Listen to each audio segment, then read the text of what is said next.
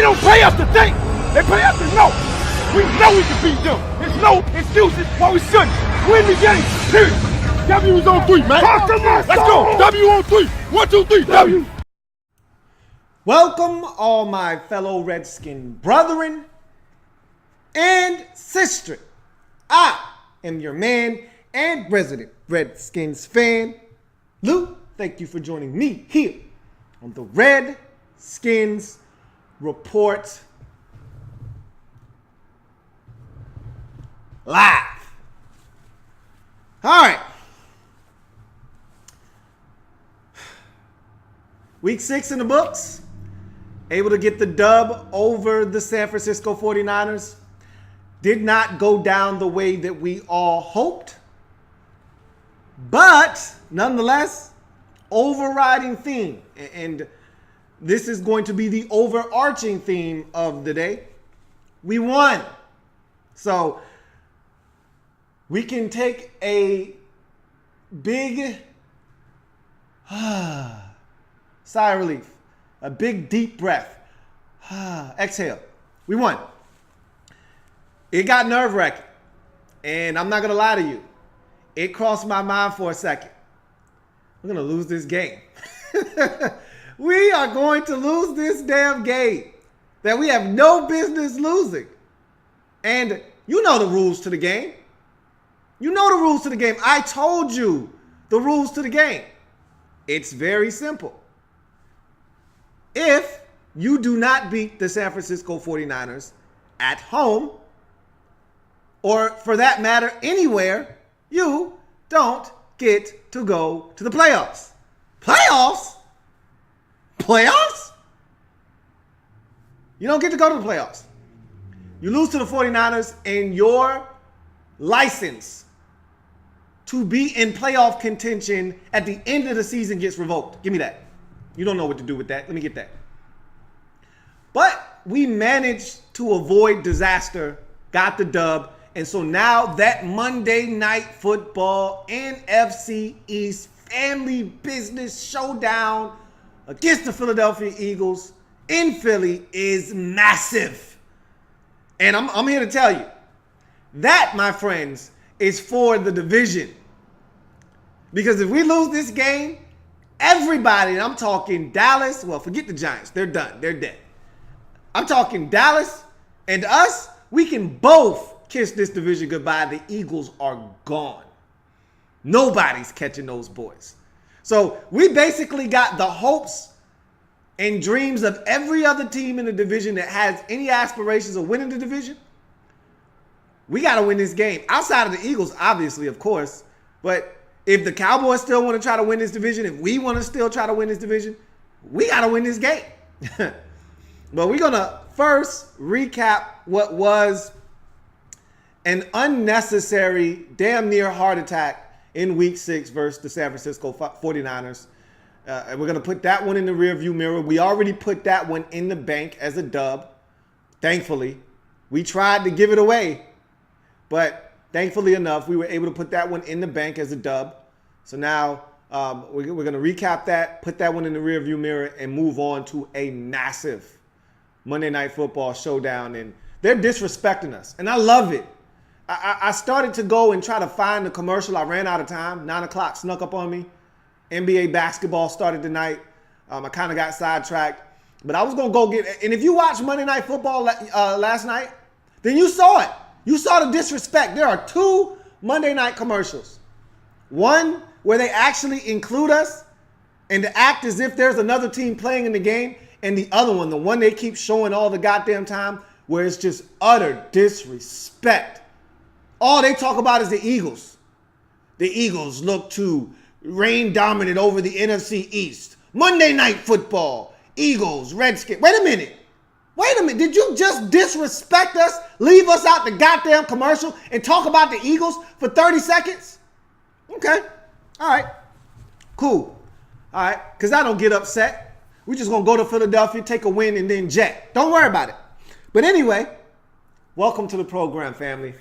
We got a big one tonight. And If you haven't already done so, what are you waiting on? Subscribe to the Louie T Network for more great content in 2017 and beyond. We're changing the game over here. Want you to help us do that by simply hitting that subscribe button and becoming a member of the Louie T Network. There are a number of different social media platforms that I am a part of that will help you stay in tune to this channel. There's Instagram, there's Twitter, there's Facebook. All of those links are down in the description, so make yourself comfortable and familiar with the description down below, as you can find all of those social media platforms and links down in the description below, as well as where you can donate to this channel. Patreon is a new way that you can donate.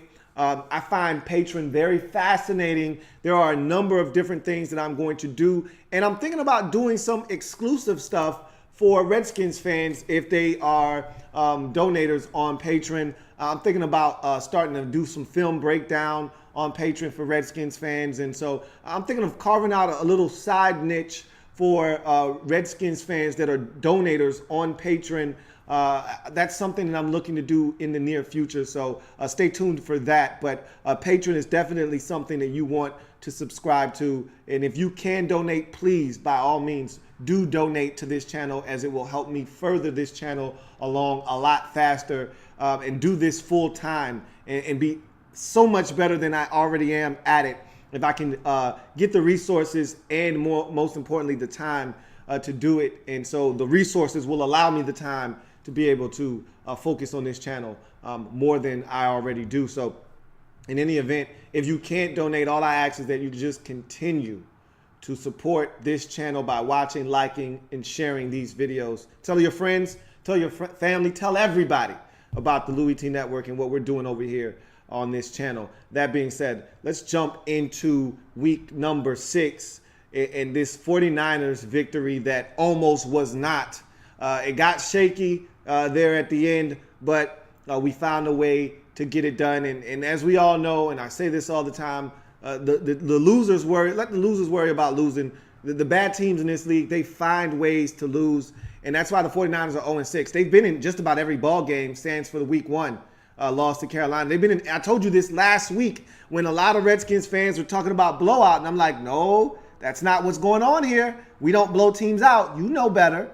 But there still were Redskins fans that were delusional, that thought that we were going to somehow steamroll the 49ers. And yeah, we jumped out to an early lead, but how many times have you seen this Redskins team jump out to an early lead only to have us sweating at the end of the football game? That was the case on Sunday. Nonetheless, I told you this 49ers team is scrappy. They don't quit. They're in ball games late. They've lost the last 5 games by 3 points or less. The first team in NFL history to do it. And so I knew they were going to fight. I did not expect C.J. Beathard to come into the game and blaze us, but, you know, that's the nature of the beast. In any event, let's get to 7-on-7 and talk about how this game came to be. And for those of you unfamiliar with 7-on-7, all that simply is my 7 biggest takeaways from the defense in this game, my 7 biggest takeaways from the offense in this game. And so we're going to start with my 7-on-7 for the defense in this game. And so we're going to start 7-on-7 defensively this week. And we start with number 7, new nickname alert. All right, we got 2 new nicknames on deck for guys who are earning their stripes on this football team. And no one saw Monte Nicholson being the stud that he has turned out to be for us thus far. Now, seems like he gets hurt every single week, but it's because of the physical brand of football that he plays. He's already endeared himself to me, and I'm pretty sure, and I can't speak for you guys out there, but I'm pretty sure you guys feel somewhat similar. Some of you may not be as impressed with what you've seen from Monte Nicholson.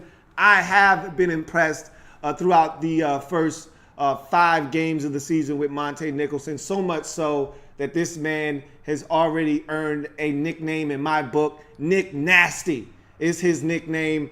This guy can run, he can jump, he's physical, he hits anything that moves in that secondary. He's a physical specimen, a physical freak.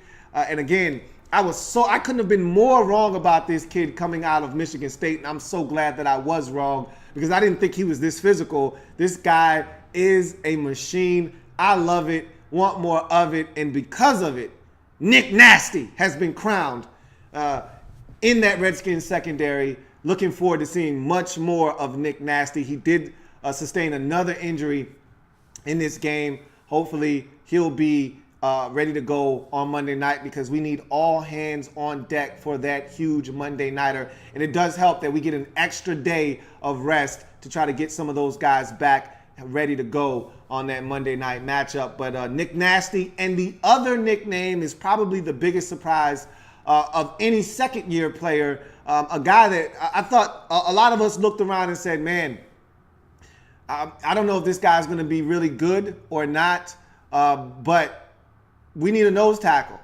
We need a defense. We need more defensive line help.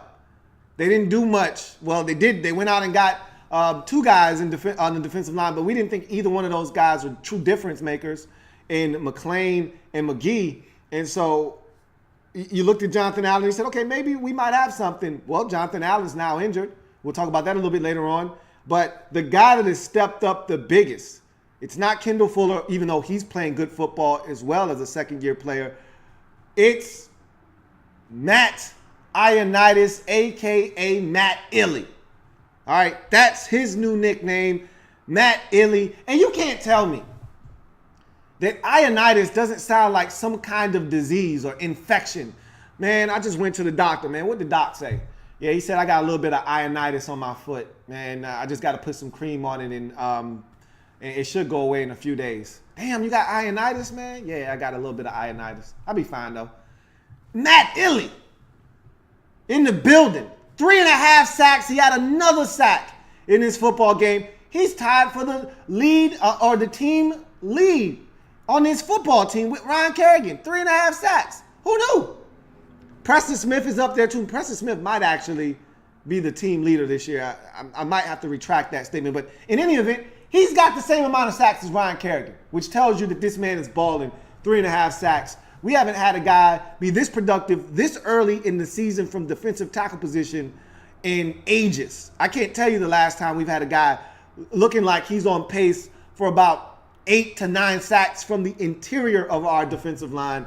Matt Illy playing some outstanding football. So we move on to number 6 on the list. D-Hop and DJ. You can't do that. You can't do that.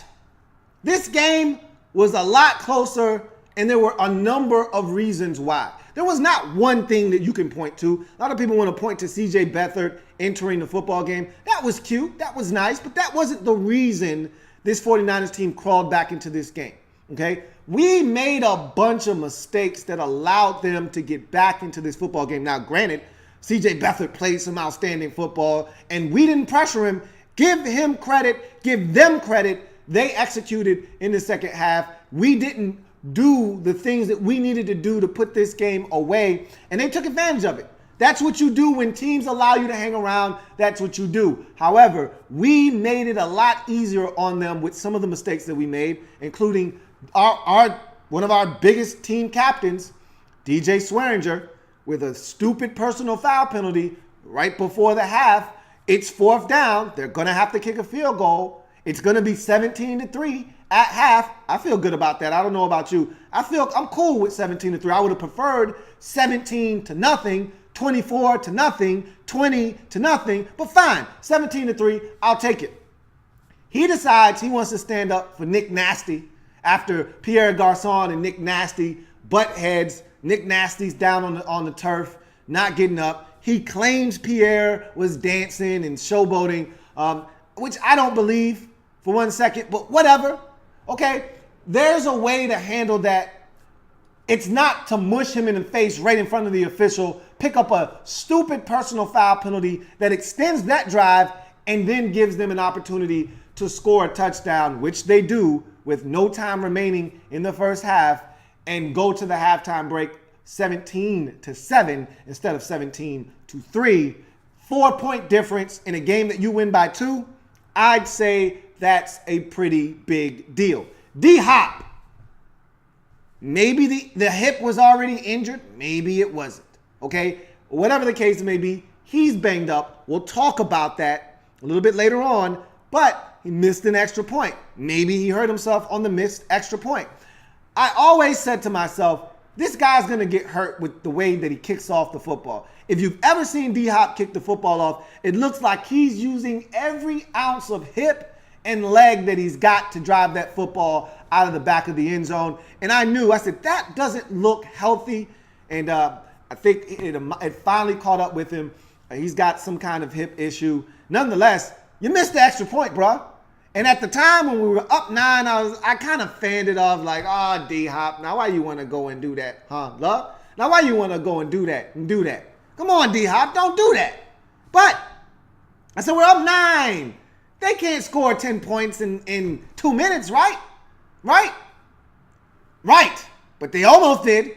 And if they had scored 10 points, it would have been much like that Raiders game where they lost by 1 because they missed an extra point. 17-16, we almost lost this game 27-26.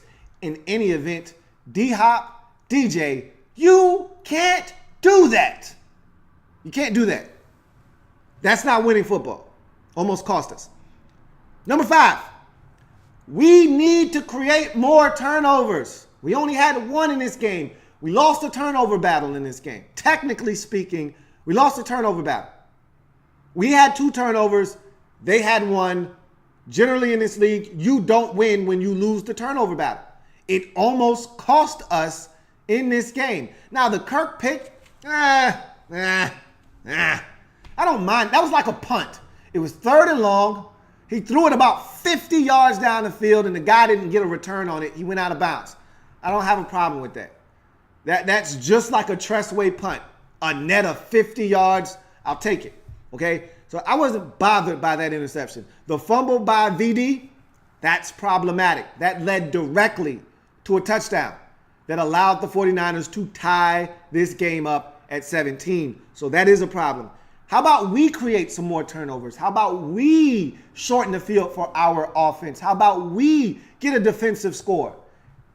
We've got 1 defensive score this season, and it happens to be against the team that we're playing on Monday night. Be nice to get another one. And this time, have it help us win the game and not lose the game. In any event, we need more turnovers. We don't get enough turnovers. We don't turn teams over at a high enough clip.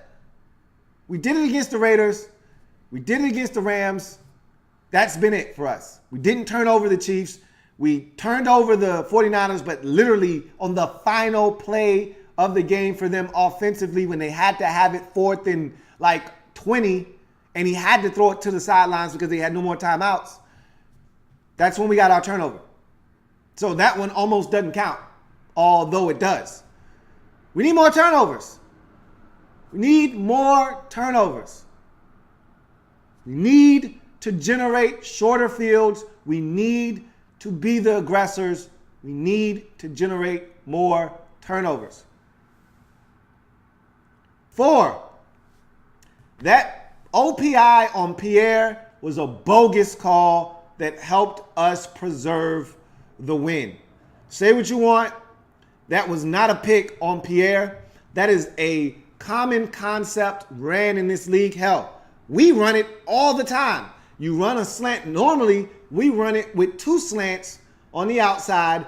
Run Chris Thompson, and we do it a lot by the end zone. We love running this same exact concept down by the end zone, right around the 5 or 6 yard line, where the outside receiver is running a slant, and Chris Thompson comes off of that slant out of the backfield and runs a wheel route up the sideline, and we get it to him, or he'll just run straight into the flats. We get it to him immediately, and he's able to turn up and get the touchdown.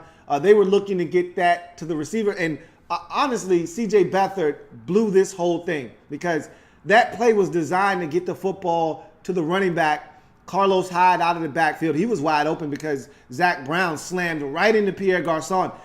Zach Brown initiated that contact, not Pierre Garçon.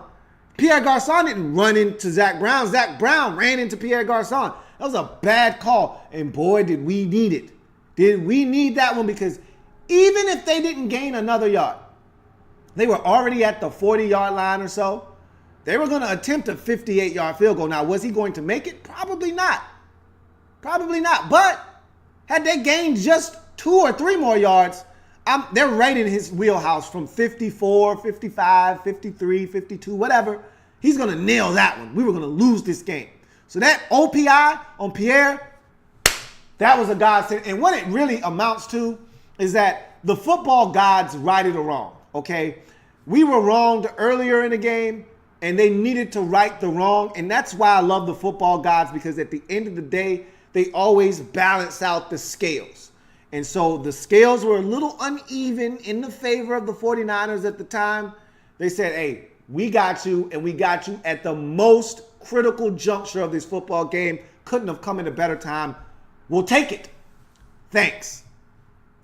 Number 3, couldn't get pressure with 4. That was a problem in this game. We couldn't get consistent pressure with 4. Part of the reason C.J. Beathard was able to pick us apart in the second half of this game was because we didn't get pressure on the quarterback with 4. I felt like if we would have blitzed more often, we would have sped his process up and he would have made mistakes. But because of the injuries in the secondary, I don't think we were comfortable and confident in our defenders in the secondary to play man-to-man coverage and be responsible for that guy with really literally no help. Once you blitz, you're not going to have a ton of help. You may have one single high safety, but you'd feel a lot more comfortable if Bree was out there, if Vitamin B was out there, if J-No was out there, somebody out there that you know, okay, he's going to lock down one side of the field. So now we can play man-to-man. We can play press because we know that we can focus on the other side of the field and help that other cornerback, whether it's Fab Moreau, whether it's Q-Bar, whomever. You feel a lot more comfortable knowing Vitamin B is going to hold it down on one side or J-No's going to hold it down on one side. We don't really have to focus too much on that side of the football. We just got to help the young fella. We just got to help Q-Bar a little bit. So now we can blitz. We got to help Fuller in the slot so we can blitz a little bit, be a little bit more aggressive. We can help Zach Brown in coverage with that tight end or that running back. Hard to do that when you don't trust all of the moving parts in that secondary that's so banged up. But nonetheless, that's where the front 4 needs to step up and say, all right, don't worry about blitzing. Don't worry about blitzing. You want to play man-to-man? You want to disrupt the timing of the quarterback by playing man-to-man coverage and bumping guys off of their routes and getting him to look off a read and make him make some questionable decisions? We'll ratchet up the pressure with just 4. You can drop 7 back and see what you can get done now. We couldn't do that in this game. We didn't get pressure. Kerrigan was nowhere to be found. He got a sack, but it was more like a group effort. You just held on to the ball way too long, sacked by C.J. Beathard. Essentially, when he went out of the pocket, should have threw the football away, waited till the last second to try to throw it away. His knee was down. It was a sack for Kerrigan. But I'm talking about win immediately versus Trent Brown. They put in Junior Gillette. Junior Gillette got nothing done. This was one of his worst performances, if you ask me, because I thought with the huge, massive man that he was in front of in Trent Brown, that's like 6'7", 300, 6'7", 6'8", 300 and about 60 pounds. He was going to be able to use quickness off the snap to beat him. Outside, inside, I didn't give a damn. I thought he was going to be able to beat him with some quickness. And Trent Brown just engulfed Junior Gillette the entire game that he was in. Really didn't hear much from P. Boogie in this game. Like I said, this was not a great performance by the front 4 in terms of pressure. And that was disappointing because over the last, I'd say 3 or 4 weeks strong, we have been getting consistent pressure up front, collapse in the pocket with Allen and Matt Illey and P. Boogie and the Showstopper, all those guys collapse in the pocket without help. And we didn't do that this game. We had 1 collapse the pocket sack in the first half on Billy Ho. Other than that, we didn't do much against this 49ers offensive line. Give them credit. It's a good offensive line, but I thought there were some opportunities to exploit that offensive line, and we simply didn't do that in this game. Couldn't get pressure with 4, and that's a problem. And if we're going to have any chance against Philadelphia, we're going to need to find a way to generate pressure with just 4 guys. Number 2, Q-Bar played his best game of his career thus far, and it wasn't even close. He was outstanding in this game. Couple of near interceptions. I want him to pick those off. But this guy played out of his mind in this game, and we had to have it. I mean, we were so banged up. We didn't expect Vitamin B to go down, but he went down. And then opposite of Q-Bar now is a rookie and Fab Moreau. Fab Moreau goes down late in the ball game, and then you got to slide Fuller outside, and then you bring in the rookie out of Auburn into the game in the slot. And I'm looking around like, is this really real? Is this what we're doing right now? Like, this is not a time for Joshua Halsey to be in the game, but I can tell you this much. The depth that we have in the secondary is phenomenal. That's number one. Number two, credit must be given to Torian Gray, our defensive backs coach. The mentality of these defensive backs when they come into the game, whether they've been in the game, whether this is their first time in the game, these guys are confident. These guys are playing outstanding football. These guys are well coached. It's night and day between Perry Fuel in his secondary last year and Torian Gray in his secondary this year. Hats off to Torian Gray and the bang-up job he's doing with this young Redskins secondary. I can't begin to tell you the improvement that has been made. And I listened to Q-Bar after the game, and he said, man, all credit goes to Torian Gray. He instilled the confidence in me to go out there and play the way that I played. He showed me how to be a much better corner. He told me what I need to look for. He told me how I can be a much better corner. He showed me how I need to play off sometimes. He said all I wanted to do was play press coverage when I first came to the league. Use my length and athleticism and size to disrupt receivers. But it's more than that. It's route combinations. It's knowing what the offense is trying to do to you. It's being able to see it before it happens and react to it. And Q-Bar's a different dude, and it's because of Torian Gray. This secondary is different, and it's because of Torian Gray. Q-Bar played out of his brains, and we needed every single snap that he gave us in this game. Hell, even the knock away that Pierre Garçon caught at the end, that was great coverage by Q-Bar, and even better play by Pierre to concentrate and get the knee down inbounds. Either way, Q-Bar was a necessity, and the man stepped up to the plate and knocked it out of the park. In a game that we could ill afford to have any slip-ups on his side of the field, the man was outstanding. And finally, number one. Before we get to number one, let's quickly recap the top 7 takeaways from the Week 6 win over the San Francisco 49ers on the defensive side of the football. Number 7, new nickname alert. Nick Nasty, a.k.a. Monte Nicholson at the safety position. And Matt Ioannidis is now Matt Illy. Okay? Number 6, DJ and D-Hop. You can't do that. Those guys had big screw-ups in this game that almost cost us. One cost us 4 points in DJ's personal foul penalty that allowed the 49ers a first down when they were going to have to settle for a field goal right before the half. That turned into a touchdown. 4 more points on the scoreboard that wouldn't have been there without the penalty. And D-Hop missing the extra point late. At that time, it didn't seem like a big deal, but it almost cost us this ball game. You're talking about 5 additional points that weren't on the scoreboard, either for the 49ers or for the Redskins, that almost amounted to a loss in this ball game. Number 5, we need to create more turnovers. We don't get enough turnovers. Right now, if I had to guess, I'd say we're barely in the positive, in the plus or minus category in terms of turnovers. If I had to guess our turnover margin, I'd say it's either +1 or +2, or we're even right now. We don't create enough turnovers. We lost the turnover battle in this game technically. We turned it over twice. We only forced 1. We've got to be better in that department. If you're not going to create turnovers, then you damn better not turn it over. We turned it over twice, and it almost cost us in this game. We got to be better in the turnover differential.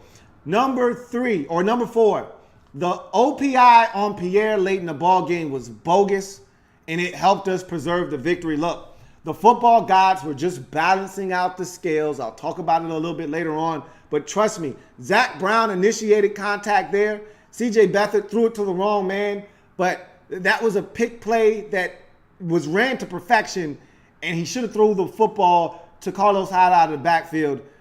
He would have picked up about a good 15 and still got out of bounds, and we would have been dead in the water. But the officials decided to give us a break, and like I said, that was all football gods balancing out the scales. Without that penalty, I think we lose this football game on a field goal by Robbie Gould. Number 3, we couldn't get enough pressure with 4. We consistently failed to get after C.J. Beathard in this game with just 4. Maybe we needed to blitz more, but blitzing exposes your secondary in man-to-man coverage. Even if you're playing zone, it still exposes your secondary and your linebackers who are dropping into coverage.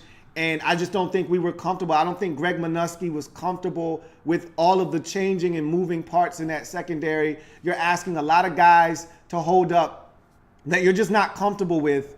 And so I get it. I understand. And that's why the front 4 needed to be a little bit more pesky, a little bit more disruptive up front, and they just simply weren't. Give credit to that 49ers offensive line, but our front 4 has got to be better. They've got to assert themselves and really get after the opposing team's quarterback, and we failed to do that with just 4 guys on this evening. And number 2, Q-Bar played the best game of his career thus far. He was outstanding, and we had to have it. It was not optional. We had to have it.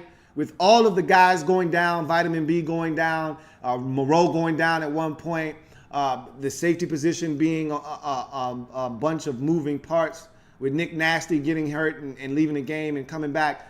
We had a lot of issues. The one issue that we didn't have was Q-Bar at the cornerback position. He was outstanding. And finally, the number 1 takeaway, the biggest takeaway defensively in the win over the San Francisco 49ers was injuries are starting to take its toll. You look at the way this game ended up, and you could talk about a number of different things that happened in this game.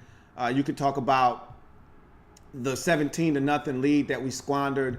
You could talk about the 9-point lead that we almost squandered at the end of the game in almost 2 minutes of game time.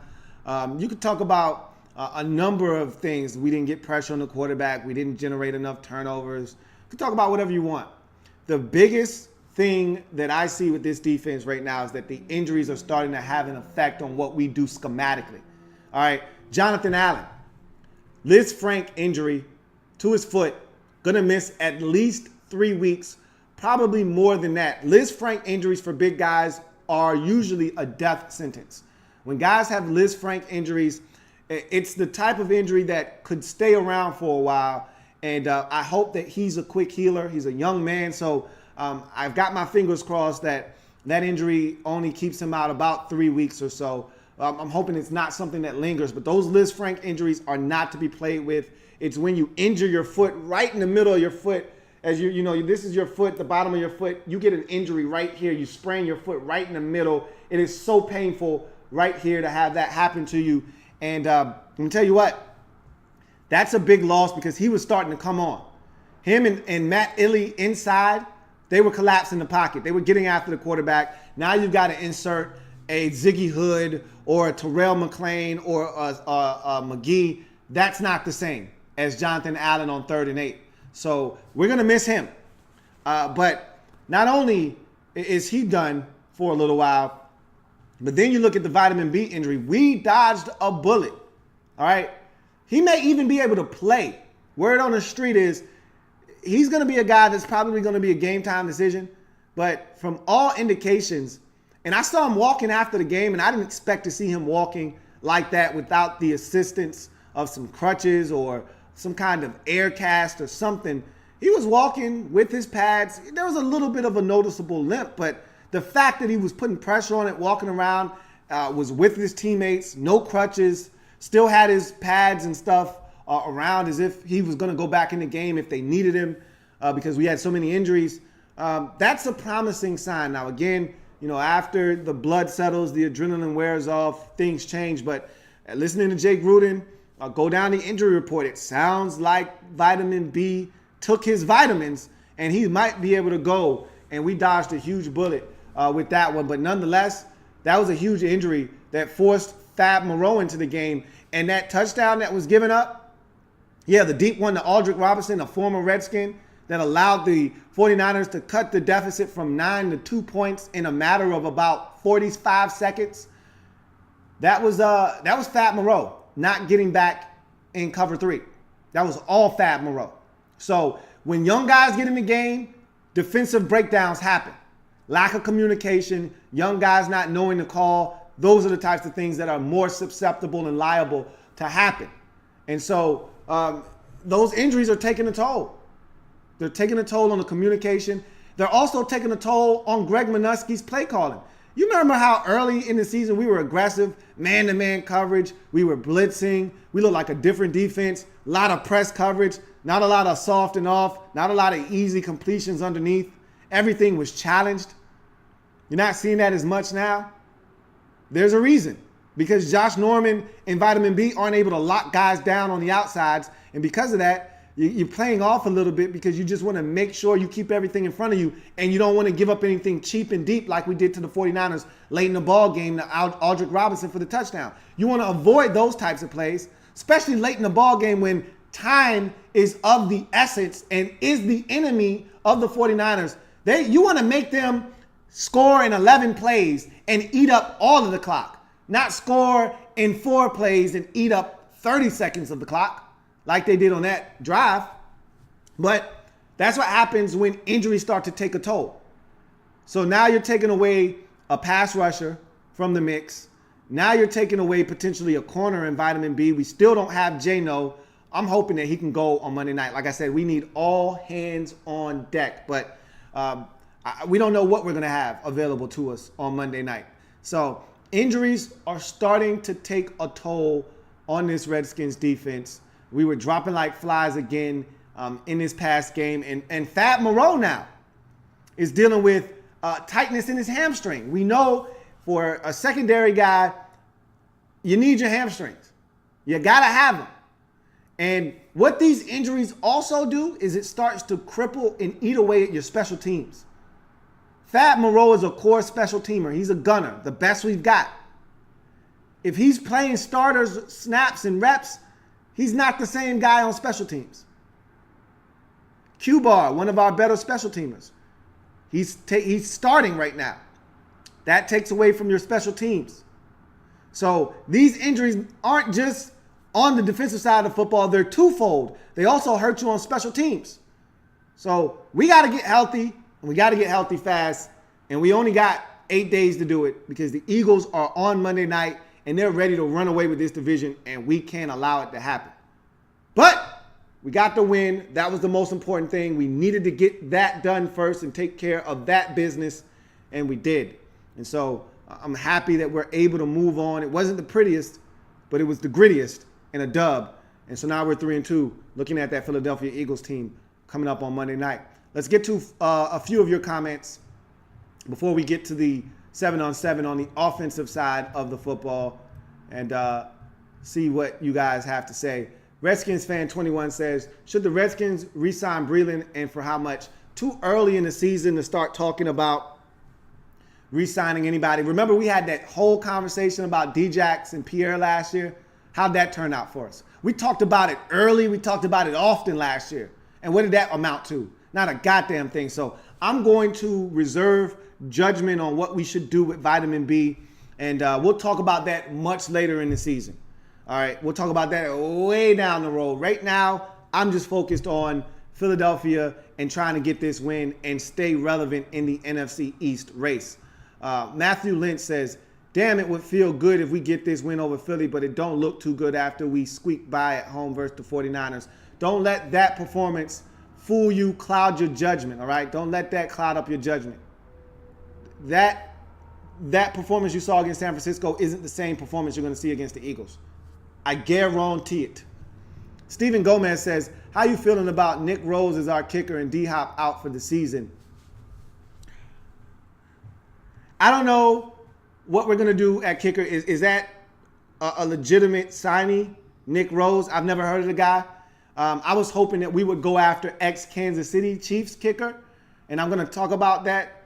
D-Hop, matter of fact, let's talk about D-Hop now because I was supposed to talk about it when I talked about the injuries. That's a big injury, and I know we've been talking a lot of ish about D-Hop and his misses, but I'm a D-Hop fan, and D-Hop hasn't missed a kick inside of 50 this season, okay? Didn't miss an extra point, but in terms of field goals, he was perfect on the year, like 8 of 8 from inside of 50. His 2 misses on the season both came 50 and over. So I don't know this Nick Rose guy, all right? And so I'm a little nervous when I don't know. I'm much like most of you out there human beings are afraid of the unknown. I'm not as afraid of the unknown when it pertains to me, but when it pertains to other people and I don't know you, then I don't trust you. I don't know Nick Rose. I was hoping that the Redskins would go out and get Cairo Santos, a guy that I do know, a guy that I do trust, that kicked the football really well for the Kansas City Chiefs. They found Harrison Butker. As you could recall, he beat us in the Monday night game a couple of weeks ago as a rookie kicker. And so they got rid of their kicker because he was kicking better than their old kicker. Well, really, their old kicker didn't do anything wrong but get hurt. So this is Nick Rose's opportunity, if in fact that is the case, and he is the guy that the Redskins chose to sign, because on Tuesdays, you do bring in kickers, you do bring in guys for tryouts on Tuesdays and make a signing. And so that would make sense if the Redskins have already decided. I was hoping Cairo Santos would be the guy because I know Cairo Santos and I know what he's about. I don't know Nick Rose, but if this guy comes in and kicks the hell out of the football, does a phenomenal job, and let's say they trot him out there for a 52-yarder and he bangs it home, D-Hop could be in some trouble. We'll see what happens, but all we can hope for is that this guy just doesn't miss. Wherever we send him out there from, whether it's an extra point, whether it's from 37 yards, whether it's from 47 yards or 51 yards, we just got to hope this guy doesn't miss.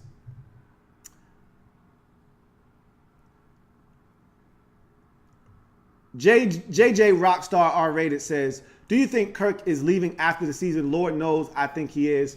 I've already told you how I feel about Kirk and his situation. And much like the comment earlier about vitamin B, it's too early in the season to be talking about what's going to happen after the season. I will say this. I've already said my piece on Kirk Cousins. If we don't win and win big this year, I don't think he's coming back. Simple as that. If he doesn't play exceedingly well, and if we don't go to the playoffs and win a game and make him feel like this is where he needs to be and that we're close, I think he's gone. But we'll see what happens. Extreme Archery USA says, what Redskin games are you going to this year? Probably none. Probably none. I had an offer to go to the Raiders game. I thought about going, but it's just such a hassle for me right now. I got too much going on to hit up one of these games. If the Redskins make the playoffs, different story. I might hit a playoff game up, but as of right now, there isn't a game that I have on tap to go to this year, but that could change with somebody hitting me up with some tickets and me being in a position to go. So as of right now, to answer your question, none, but that could be subject to change. Evan Higgins says, oh, Patreon, not familiar. Check it out. Check out Patreon. It is awesome to donate. It is a great site. I wasn't familiar myself, did some research and some homework. It's legit. I like it a lot. SW Mike says, almost got that L at home against the Niners. How are we going to beat them at their houses? Look, it was a trap game and we almost fell into the trap. I told you last week, every hallway got some crack in it. Don't get trapped in it. We almost got trapped in the hallway with crack all over the floor, all on the walls. We almost got trapped in that hallway, but we escaped unscathed. We got the W. You learn and you move on, and you learn with the dub. We did that. We're going to be fine. Evan Higgins says, Nick Nasty was a blessing. Yes, he was. He couldn't have come at a better time.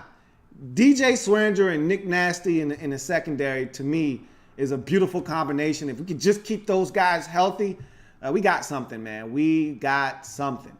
Cloud says, good luck, Lou. I hope we sweep y'all. I know you do. And we need it. We need this win, and we need it bad. All right. Marcus Purnell, what up, MP? Says, last year, you said, I asked which players must prove themselves this season, and we've seen guys step up already this year, like Matt Illey, like Kendall Fuller, and he continues to play well. He's going to have a nickname coming for him as well because he's been outstanding. MP says, Matt Ioannidis and Ryan Grant are definitely winners of the coveted Most Improved Players Awards thus far this season. Heck, they even been knighted by Sir Louie with nicknames. Indeed, man. Indeed, those guys have been playing outstanding football, And we're going to get to the 7-on-7 on the offensive side after I tackle this comment from Melvin Glossen, which reads the following. Hey, Lou, I'm a little worried that we're not bringing the necessary fire and focus to get the dub Monday. What do you think? We're going to talk about that because I think we're going to be fine. I think we're going to be just fine come Monday night. And we're going to talk about that when we get to the Bow and Go and we start talking Eagles Monday night. Let's clean up this 7-on-7, shall we, as we go to the offensive side of the football. And we go to number 7 on the offensive side of the 7-on-7. New nickname alert. And I came up with a nickname for Ryan Grant, RG Money. I changed my mind. It's too close to RG3. I don't want to relive any RG anything. So let's just go with something nice, clean. It's a little rough around the edges, which Ryan Grant's a little rough around the edges. Let's face it, as Redskins fans, we've been waiting the entire duration of his rookie contract, which he's on the last year of his deal, to see this man finally blossom. But it's finally here. He's finally stepping up to the plate with opportunities. And so I think it's only fitting that we christen him Grizzy. Simply put, Ryan Grant is Grizzy. So if you hear me say Grizzy with a big catch, and you could argue the biggest catch of the game was made by Grizzy on a 3rd and 8 over the middle of the football field in tie game 17-17. We had to have it. Grizzy takes a shot from the safety, coming down, bearing down on him, clips his legs from underneath him, falls on his neck, gets up and looks around like, yeah, I just did that. First down. Grizzy in the house. Had a huge pass interference penalty or holding penalty that he drew down by the end zone that set up the Kirk read option touchdown. Had another big catch that helped us on the second drive that allowed us to get into the end zone on the Kirk read option. Look, Grizzy was on his Grizzy in this game, and he's got a new nickname, Ryan Grant.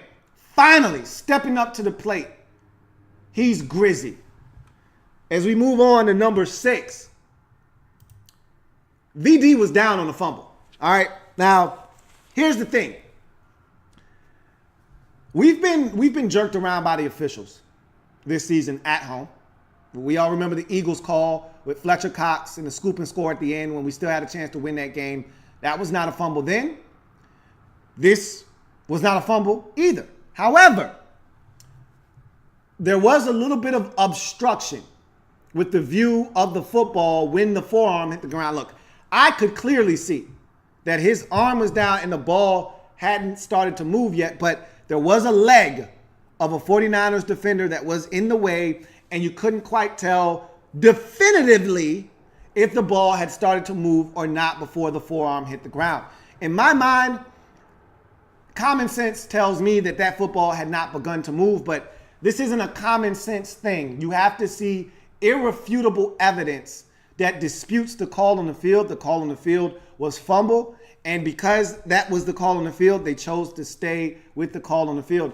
I wasn't upset, more disappointed than anything else, but I'm a Redskin fan, and I'm used to being disappointed with calls like that. Just like early in the game when Billy Ho got hit, they could have easily said, we can't tell if the arm was coming forward or not. That's a fumble. No, they said, no, that's an incomplete pass.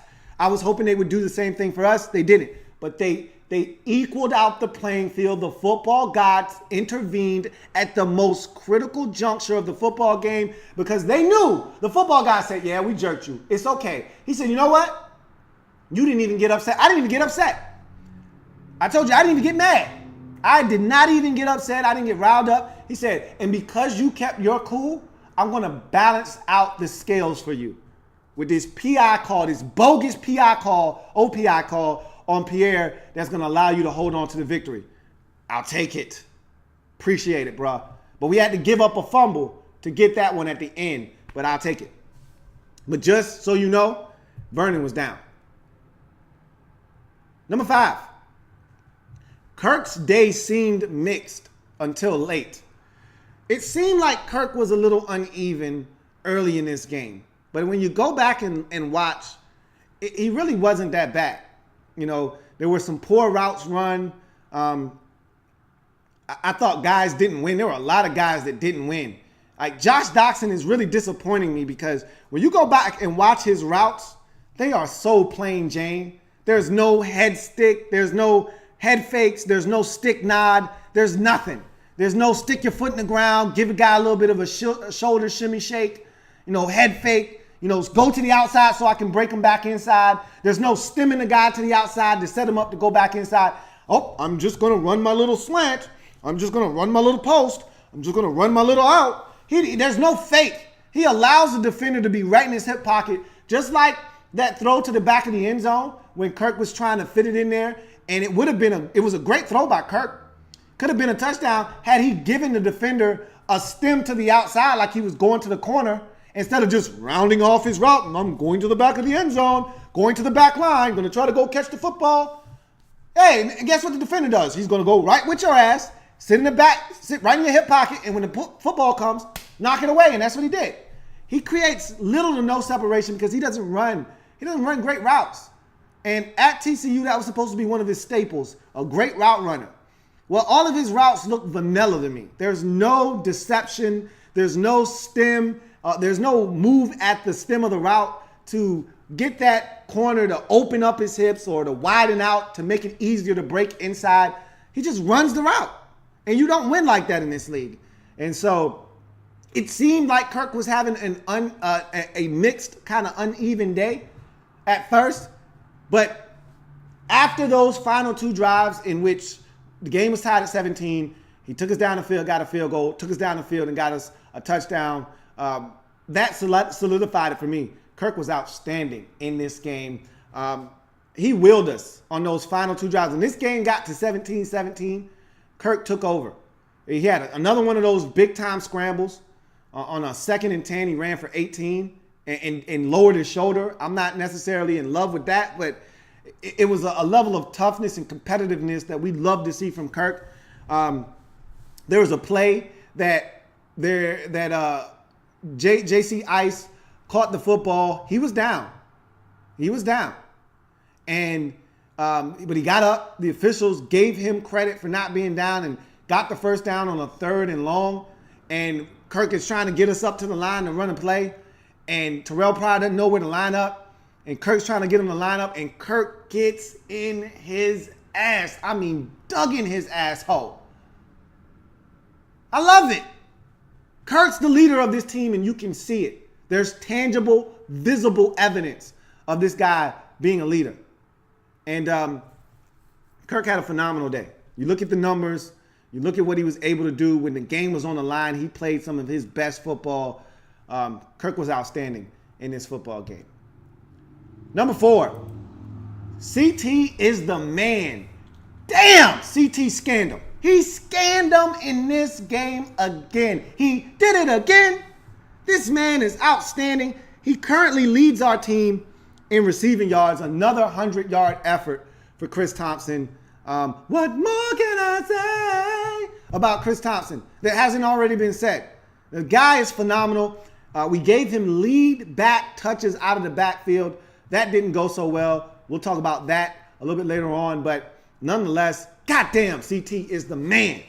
And also, JC Ice, yeah. Nothing's better than Ice. JC Ice. And Jay Reed. They need more touches, man. Jamison Crowder looked damn good in this game. JC Ice looked ready for more touches. Love the jet sweep. I love getting him the football on the first play of the game. I love it. He didn't get the football really at all until the final play of the game versus the Chiefs. Love the fact that they made a concerted effort first play of the game to get that man a touch. I want to see more of it. I want to see bubble screens. I want to see underneath passes. I want to see JC Ice work the seam. Get him the ball on the seam ball. Just like you do Vernon Davis, you can do the same thing for JC Ice over the middle of the field against the linebacker.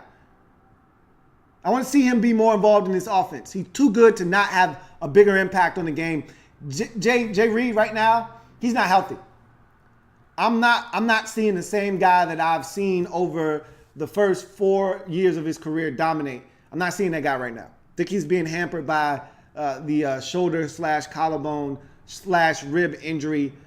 He's dealing with some stuff right now.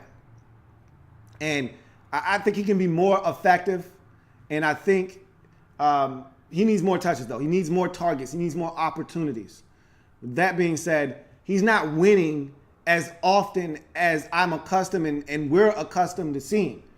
And so that's a little alarming for me. But in any event, he's still Jay Reed. I think he still needs more touches and more targets. He can still get the job done. And there are two big parts of our offense right now. And I'll tell you right now, the receiver position has been grossly underachieving this season. That production that we lost last year with Pierre and Djax has not been filled. That void has not been filled by any receiver. The void has been filled by CT. We're still missing that Pierre Garçon toughness, 3rd and 5. We're going to force it to this guy, and he's going to make the play. But the big playability that we lost when Djax left, it's been filled by CT with his ability on 3rd and 12 to catch a dump off or a screen and get us 40, get us 50, get us 75 like he did against the Raiders. He's filled that void. But the receivers haven't stepped up to the forefront. And so Jay Reed needs more targets, and so does JC Ice. Number 3, our tight ends can't block in the run game to save their lives. It is atrocious. And you know, we're terrible in 3rd and short. And the first 3rd and 1 of the game, they put in Matt Brown, and we're all like, Birdman hand rub. Matt Brown in the game. Yes, sir. Yes, sir. All right, Matt, go get him, buddy. What can Brown do for you? How about lose 3 yards on 3rd and 1? Why? Because Jordan Reed refused to block.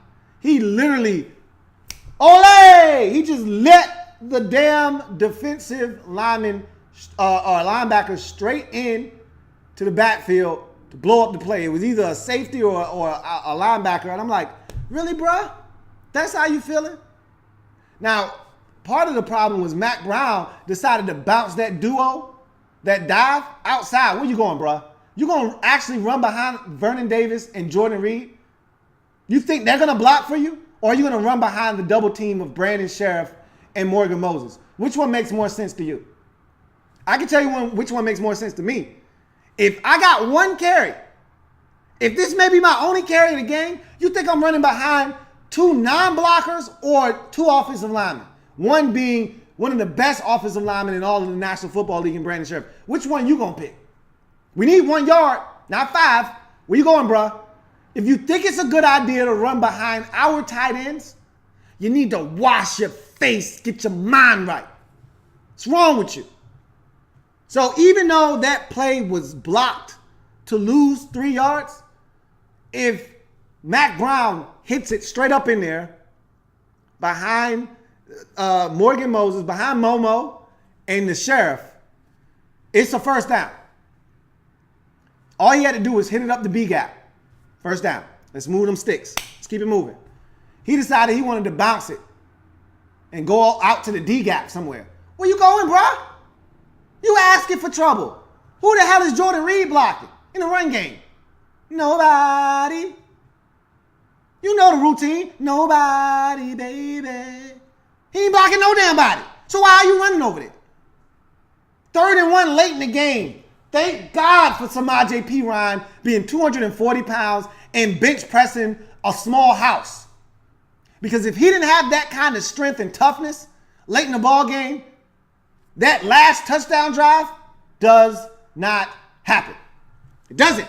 Because on that 3rd and 1, he gets stopped in the backfield for no gain. And that man kept churning the legs, kept being physical, and that second effort where he turns, spins, and falls for it got us the first down. But it was another poor effort by our tight ends in the run game in short yardage situation, costing us. Chris Thompson had 16 carries for 33 yards. 2 yards a pop. I'm going to tell you right now, a lot of the problems up front, blocking in the run game, not on this offensive line. It's on these tight ends. We cannot run the football effectively because our tight ends do not block. They do not block. Damn it, man. You want to be balanced? Got to block better in the run game. Right now, It's not happening. It's not happening. Number 2, our offensive line was outstanding in pass pro in this game. Hell, I'll take it a step further. They were outstanding overall in this game. I thought they opened up some running lanes, and the tight ends just simply didn't give our backs chances in this game. But nonetheless, our offensive line, Kirk rarely got touched in this game. This reminded me a lot of last year. And that's a big 49ers front. And they got nowhere near our quarterback throughout this game. It was beautiful. It's poetry in motion. And our offensive line, once again, outstanding in the screen game. We've got to have some of the most athletic linemen in the league. And they get out in the front of these screens and they maul guys. They absolutely maul guys. And there was an opportunity on the Samaje Perine screen. If Spencer Long gets the block on, I think it was Jimmy Ward or Jaquaski Tart. One of those, I want to say it was Tart. If he gets that block on Tart, God damn it, that one might have been 58 and out the gate. That one looked like it had touchdown written. He had 4 linemen out in front, and I didn't see another 49er in sight. Tart made a hell of a play to sidestep Spencer Long and get to Samaje Perine. If Perine finds a way to break that tackle or Spencer Long makes that block, boy, we had another big screenplay on our hands. Our offensive line was outstanding in this game. Trent Williams was banged up, and I don't think we don't give Silverback enough credit, man. We don't. We don't give him nearly enough credit because this dude plays hurt every single year, man. This guy gives us everything he's got. And even when this guy is nowhere near 100%, he was nowhere near 100% in this game. This man was at 75, 70% in this game. You still can't tell. We still ain't hear a peep on that left side. Kirk got sacked one time by Solomon Thomas, their rookie. That was Kirk's fault. He ran into that sack. I said, Kirk, bro, where you going? Where you going? Don't go that way. Go that way. All you need to do was keep his ass in the pocket. He was fine. He panicked on that play and ran into a sack. Trent was clean on the day for the most part. He was outstanding. This offensive line was outstanding. And I don't think we give them enough credit when they're good. In a game like this, where Kirk barely gets touched, you must acknowledge the brilliance of this offensive line because that's exactly what they were. And at the end of the season, we're going to look up, and much like last season, Kirk's going to be one of the least sacked quarterbacks in the league. And once again, we're going to have one of the best offensive lines in the league. Once again, we're going to have 2 or 3 guys go to the Pro Bowl. Sheriff and Williams, if healthy, locks for the Pro Bowl. They may be all pro players this year, both of them. First team, too. Not second or third team. First team all pros. That's how good our offensive line is. So credit must be given when it is due. They were outstanding in this game. Let's quickly recap before we get to number 1.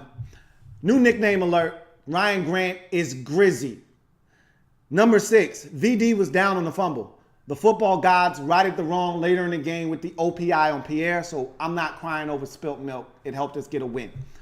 Kirk's day seemed mixed early, but late. When he put those 2 drives together, it brought the entire day together and put it in its proper perspective place. He was outstanding in this game.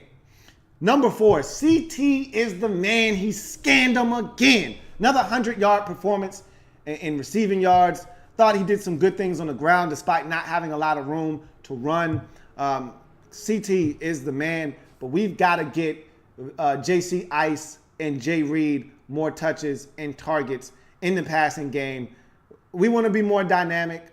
We need to get some more dynamic playmakers to football offensively. And I think JC Ice and Jay Reed are those guys that need more touches in this offense. Hell, Terrell Pryor could use some more targets if he's going to catch the football. He caught it every time it was thrown to him in this game. If he's going to catch it, then he needs more targets as well.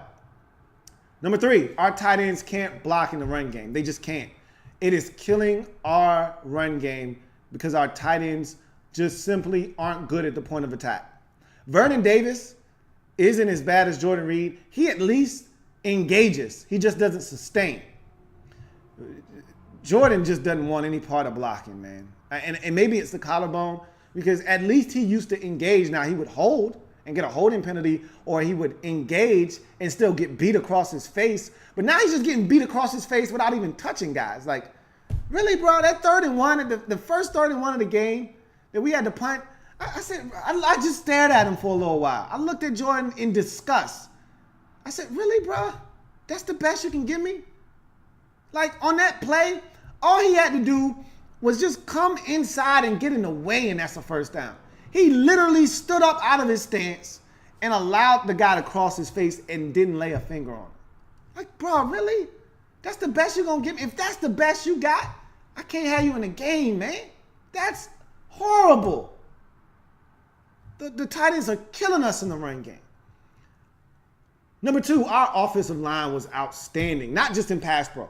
They were outstanding in this game overall. They're outstanding in pass protection. They're outstanding in the screen game. They were outstanding to me. They were good. They weren't outstanding. They were good in the run game. They were adequate enough. So this offensive line is so good. And I think sometimes as fans, we take them for granted. Well, I'm not taking them for granted any longer. When they play good, we're going to acknowledge that on this show. They were outstanding in this game. Kirk was rarely pressured or touched in this game. He got sacked once, and that was on Kirk. He ran into that sack. Otherwise, that man didn't have a finger laid on him throughout this game. And the number one offensive takeaway from the win over the 49ers in week number 6. The late game narrative is rapidly changing with this football team. You look at the way that this season has unfolded. The Redskins are 3-2 after 6 weeks of football. And you look at all of the Redskins games. The week 1 performance, I just thought the Eagles outperformed us. They were more prepared to play. They were the hungrier team. And they came in and they took it to us and they beat us. They whooped our ass on both sides of the line of scrimmage, offensively and defensively, and they won that game. No excuses. But we had the ball late in that game, and we didn't get it done. And that was disappointing because the game was still in the balance at 22-17. And I was waiting for Kirk to do what he did to the Eagles 2 seasons ago. Take us on a 90-yard drive and put a dagger in their hearts. And like the second play of the drive, ball gets deflected. It looks like a pass to us. It turns out to be a fumble. It still looked like a pass to us. And they scoop and score, go for 2, and they beat us 30-17. Makes the game look a lot more stretched out than what it really was. That was not a blowout. That was not an easy victory, but it looked like it on the scoreboard. Okay. Week 2, we're down. Matter of fact, we're tied with the Rams. 20-all in that football game. What does Kirk do? Takes us on a game-winning drive in which he goes 4 of 4 for 47 yards and that beautiful touchdown pass to Grizzy in the end zone to beat the Los Angeles Rams. How big does that win look? They're 4-2 right now. How big does that win look right now? Huge drive. Had to have it. We beat the Raiders down, so we didn't need a big-time drive from Kirk, but he was outstanding in that game. Won NFC Offensive Player of the Week for his performance in that game. Probably should have went to Chris Thompson, but that's nor here nor there. You move on to the following week against the Kansas City Chiefs on Monday night even. Score tied at 17. What does Kirk do? Take us down the field. Give us a field goal. Take the lead. Defense gives up a field goal. Game tied. What does Kirk do? Take us back down the field. Put us in position, defense gives up not only 1 field goal, 2 field goals. Chiefs take the lead back from us. Kirk takes us down the field, throws a pinpoint accurate throw to Josh Doxson. The Doc just happened to not be in. He takes us down the field, though, and puts us in a position to tie this game up, send it to overtime. Defense lets us down. We lose that football game. But Kirk made the plays in that game to put us in a position to win. This game, you fast forward to week 6. That was week 4. You fast forward to week 6. The 49ers roar back. We were up 17-0. And before the offense could touch the football again, it's 17-10. They score right before the half on a touchdown. They double dip, get the football back after halftime, put together a lengthy drive, get a field goal. It's 17-10. Vernon Davis fumbles 2 plays later. It's 17-17. What does he do? He responds with a crucial, critical drive with third down conversion after third down conversion after third down conversion that leads to a field goal. If some of the guys could win, like Josh Doxson, would have been a touchdown. But that's nor here nor there. We get the field goal. We get a stop. We get the football back. And what does Kirk do? Take us down the field again. Third down after third down after third down conversion, even using his legs for 18-yard scrambles, lowering his shoulder and being physical, and then runs it in read option style. After making a big throw to Grizzy on a third down, another throw to Grizzy to get us down there, pass interference or holding on Grizzy to get us down there, and then into the end zone he went. Huge plays by Kirk Cousins to give us a 9-point lead and put that football game away, or at least we thought. The late game offensive narrative is changing. I'm looking at this offense and I'm expecting us to score late in ball games. No longer am I like, man, we ain't gonna win this game. Something bad is about to happen. No longer am I starting to feel that way. I'm starting to look and expect Kirk and this offense to get it done in late game crucial situations. That's the third time this season that Kirk has either taken us on a game tying or game changing, lead changing drive. Did it in the Rams game, we won. Did it in this 49ers game, we won. Did it in the Chiefs game, should have won.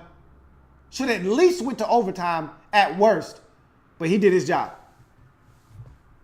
The late game narrative is changing with this offense. And it starts with Captain Kirk. The overriding and overarching theme, though, is we won the game. Simple as that. We won. We're 3-2 with a huge showdown coming up against the Philadelphia Eagles, which we're about to talk about here in a second. Let's get to some of your comments first before we move on to the Bow and Go portion of this show. Matthew 123 says, how much do you think Jay Allen's loss will hurt the run defense?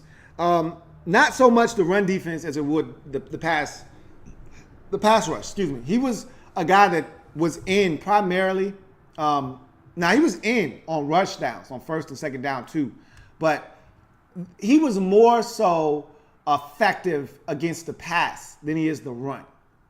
So I think his presence will be missed on 3rd and 8, knowing that we need to collapse the pocket. Him and Matt Izzy was doing Matt Elliott, excuse me. We're doing a magnificent job of collapsing the pocket together, man. They were doing some beautiful, those twists and stunts on the interior. Those guys were doing a bang up job at just wreaking havoc down there. Matt Elliott is going to continue to do that, but it felt so much better knowing that Jonathan Allen was right next to him, wreaking just as much havoc as Matt Elliott was. And so we're going to miss him getting after the quarterback, I think more so than in the run game. Let's get to some more comments. All right. Let's see where we at. Here we go. Cruising 26 says, it's so convenient to send you money while you're doing your live streams. Hit that money. Hey, that's what's up, man. Hopefully y'all can continue to donate, man. I definitely could use those donations to try to help further this channel along. Matthew 123 says, every week it seems like teams play completely different. I think this team will play tough because of the shaky win. I don't think it has anything to do with the nature of this win and how we got it. I just think the stakes are higher. It's easy to play down to your level of competition. You see it every week in this league. Only the elite teams don't play down to the level of their competition. We saw the Steelers play down to the level of their competition, lose to the Bears on the road. It happens. The Falcons were up 17-0. Thought they could cakewalk to a win over the Dolphins. They blow that 17-point lead and lose 20-17. That could have easily been us, but it wasn't. Teams play down to the level of their competition all the time. It happens. But I think this is a team that's going to be hyped They're going to be amped for this Monday night game, and they understand what's on the line. They understand that no one is respecting us. No one is giving us a chance. Hell, the Monday night football preview and commercial doesn't even include us. Okay? We get no respect here. If I'm Jay Gruden, I played a no respect card this week. Okay? No one thinks we're going to win. Everyone is giving this division to the Eagles, conceding the fact that the Eagles are the best team in the NFC East. Not so fast, my friends. And so I don't think it has anything to do with this 49ers game. They're going to come out a much more engaged, physical, aggressive football team because it's Monday night, 1. 2, it's the Eagles. 3, it's NFC East family business. Doesn't get much bigger than that on primetime television. 4 and 5, the division is on the line. If you can't get up for that, you're in the wrong business. And we don't deserve to be in a divisional race. If you can't get up for that, then we don't need to be in a divisional race. We need to be going after a wild card. FBG Tony says, forget those birds. We kicking ass on Monday Night Football. The birds riding too high and they're going to get caught lacking. I hope that's the case. Matthew Lynch says, run game on both sides going to dictate the game. If Blunt gets loose, our defense is in a bad spot. If we can't run the ball, I do not trust a one-dimensional offense versus the Eagles' pass rush. I think our offensive line is much better this time around than it was the first time when we met the Eagles. They got us in week 1. You got to remember, Spencer Long was coming off of an injury. Remember, he didn't play the final 2 games of the preseason because of his injury. So he was coming off of an injury. He's healthy now. He's playing outstanding football. Momo was injured then too. Momo was a little banged up in the preseason. And so he was dealing with some injuries. He's better now. I think this offensive line as a whole, they're gelling at a much higher clip right now. They're playing much more cohesive football. You don't see the defensive or the offensive breakdowns of protection like we did in week 1. I think we're going to be just fine this time around. And I don't see Blunt getting loose. I don't see the Eagles running the football effectively. They didn't run the football effectively on us the first time around. I don't see them running the football on us this time either. But we'll see what happens. You know, each game is its own entity. And you can't go off of what happened last time and expect that to be the same thing this time. And so we'll see what happens this next game. FBG Tony says, Grizzy sounds dope, bro. Yeah, we're going to roll with Grizzy, man. He's Grizzy, man. He's such a rough around the edges, grit and grind type of guy. And so Grizzy just fits Ryan Grant perfectly, man. FBG Tony says, keys to victory. They coming. SOL's Nation says, what do you do with Stuart Cravens if he could come back right now? I don't talk about guys that aren't here right now. He's not coming back this year. And so I deal with the guys that are here and now that can help us win right now. We'll talk about Stuart Cravens next year if he decides he wants to play football at that time. Evan Higgins says, did you see McLuhan refer to a Grant question as, do you mean Ryan Gruden? LOL. Nah, I didn't see that. That might be Scott throwing a little bit of shade. I don't think McLuhan drafted. If I'm not mistaken, Grant was here before he got here. So it would make sense if he threw a little bit of shade. And honestly, Grizzy hadn't done much since McLuhan had came on board and since he's left up until now. So, hell, the most famous play in Grizzy's career up until this season was the fall down play in overtime versus Atlanta. So he's more than made up for that this season with the big touchdown grab versus the Rams, the game winner there, and some of the big catches he's had throughout this season. So, yeah, that was just Scott throwing a little bit of shade. It's all good, though. We still love Scott, man. FBG Tony says, 1, and these are his keys to victory. 1, no turnovers. 2, contain everyone except Zach. He's talking about Zach Ertz, who kills us every single time. 3, catch the effing ball. 4, make Eagles one-dimensional. 5, keep Carson in the pocket. We do these things, we win. I can't disagree with any of them. They all sound good to me, especially number 4 and number 5. Those are on my list, my short list of things that we must do in order to win that game. FBG Tony says, We can smack the hell out of these whole ass receivers. Josh Doctson and TP thought as both dropped too many passes, like you said about Josh thought as vanilla routes. Look, Josh has got to be better, man. Right now, I'm not impressed with what I'm seeing from him. I want him to be good. Right now, the only thing I think he's good for is the 50-50 ball that you just throw up and allow him to go get it. Because that doesn't involve him running a route. It just involves him going up and making a play, which I am very confident that he is capable of doing.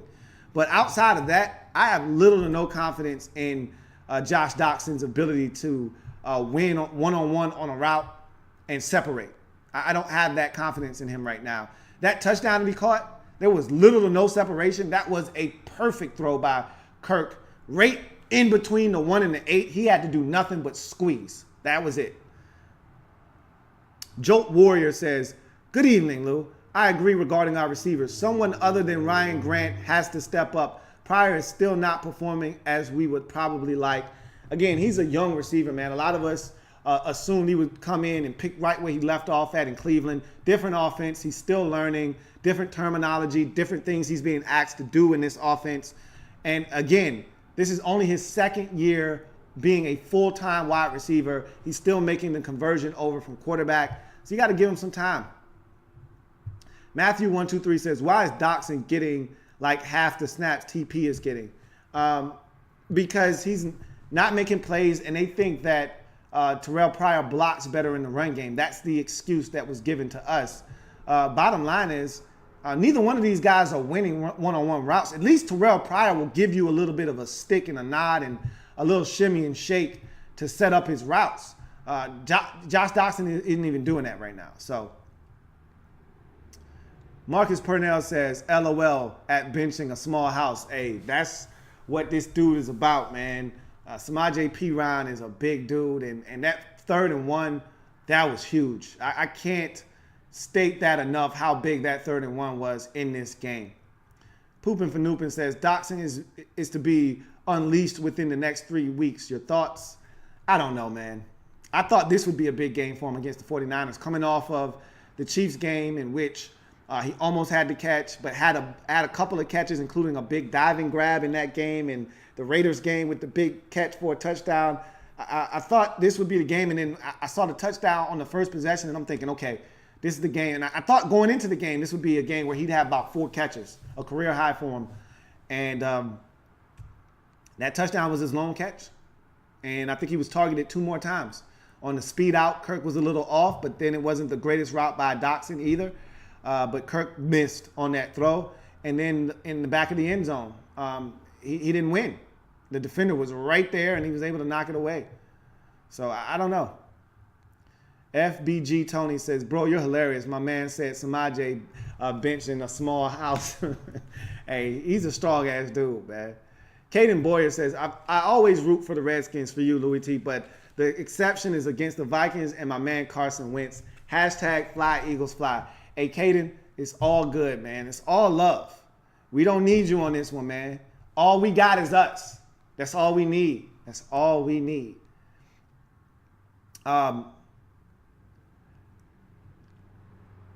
S. Kennedy says, damn, forgot my statement. Did you see Logan Paulson out there for the 49ers? He could block. He used to play for the Redskins. Did you see them send all of the ex-Redskins out for the coin toss? Aldrick Robinson, Pierre Garçon, Logan Paulson, they all came out for the toss. RG3 hashtag says, don't worry about Trent Williams getting beat. Have you seen Joe Thomas and Tyron Smith lately?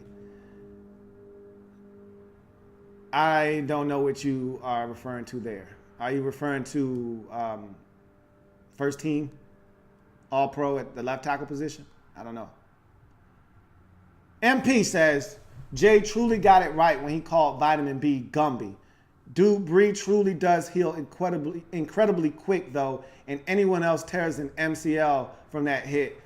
He called him Gumby at his press conference, and that gives me confidence that he might be able to play this week, man. I feel really confident. I had zero confidence at the end of the game that this man would be playing not only this week, but for the next 2 to 4 weeks, let alone on Monday night. And so Yeah, this guy is incredible if he's able to play. I think Jay might be onto something with that Gumby. Absolutely. Andre P. Musgrove says, what's your opinion of Sean Laval this season? He's been good as you would have expected. Has he been as good as you would have expected? He's actually performed well, man. I haven't called his name out of frustration this year, and that's a big plus for him. Because normally, when things go awry on the offensive line, the first guy we point to is Sean Laval. Well, it hasn't been the case this year because Sean Laval has actually played well, and I think they're playing to his strengths. He's a lot more athletic than people know, and the screen game helps him. He is really good getting to blockers. His problem is sustaining. Well, he's doing a good enough job of sustaining this year, and he's been solid in the pass game. And that was always his biggest deficiency was, yeah, he could get beat in the pass game. He hasn't been beat very often this year in pass pro. So Sean Laval has exceeded my expectations. If you remember, before the season started, right as Spencer Long got injured towards the end of preseason, I was calling for us to start Chase Rouillet at center and kick Spencer Long over to center. I was wrong. They got the right five on the field, and Laval has played well this season. Jonas McConan says, I want to see Anthony Lanier get some playing time. He looked quick in the preseason. We'll see. We'll see what happens. With Jonathan Allen going down, that may be the opening Lanier needs to get some playing time. He's not even active on most game days. I don't think he's been active this season yet. I think this might be his first week that he'll be active with Jonathan Allen going down to the injury.